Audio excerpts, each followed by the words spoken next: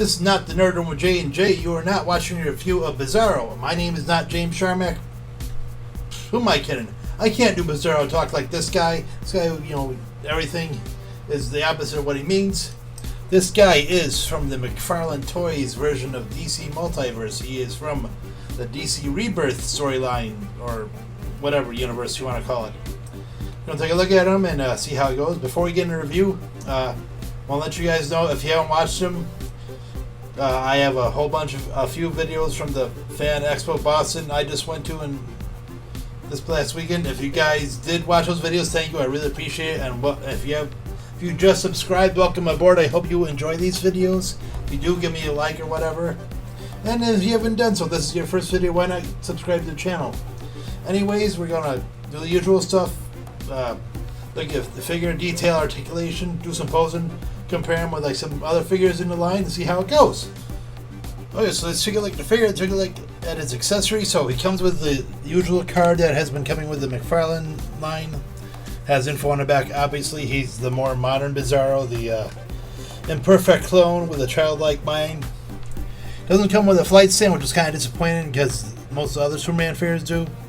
He has a DC stand. He has two pairs of hands, obviously one pair of fists, and a couple of not so much open ones, but more like reaching out hands.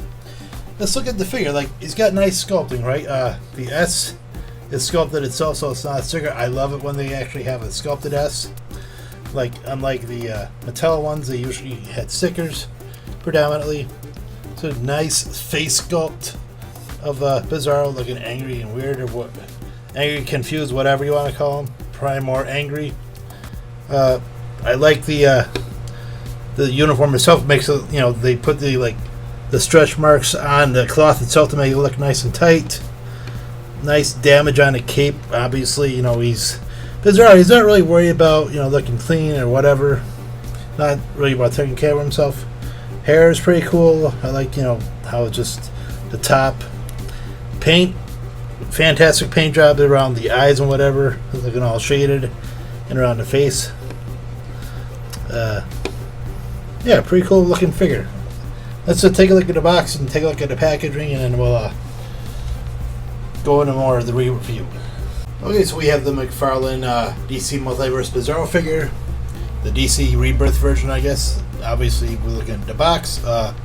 Nice window display right there on the top. Window display looking down into it. Nothing really on that side, just same old stuff we've seen. Bizarro, obviously. Nice artwork on the back, looking pretty weird. Some of the figures from the Wave 2. Bizarro on the side there. On the top, 22 points for articulation.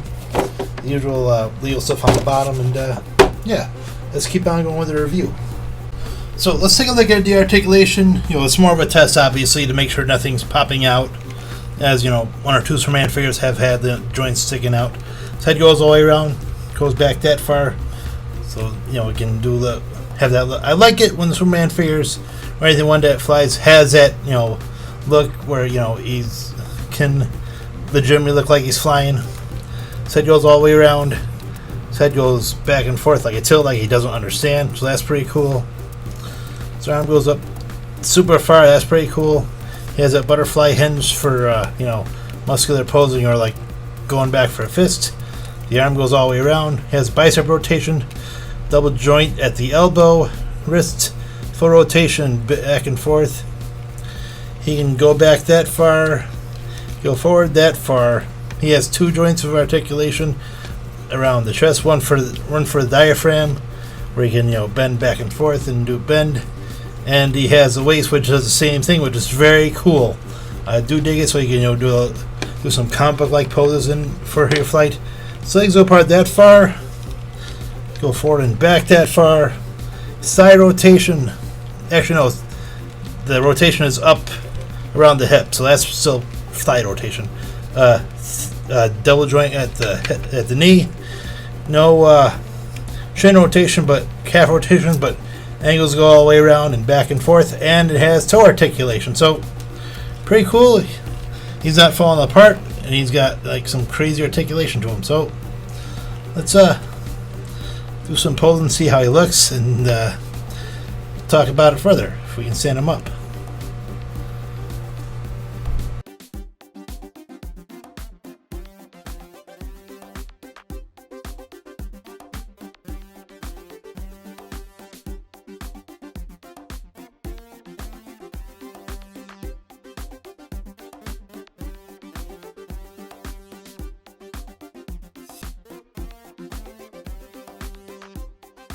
So, in posing without the aid of the figure stand, you know, you have to really work to hit that sweet spot, especially if you're doing like an active pose. He's a bulky figure, so you know he's going to either be too heavy in the front, too heavy in the back. But you know, usually when you hit that sweet spot, it's pretty cool.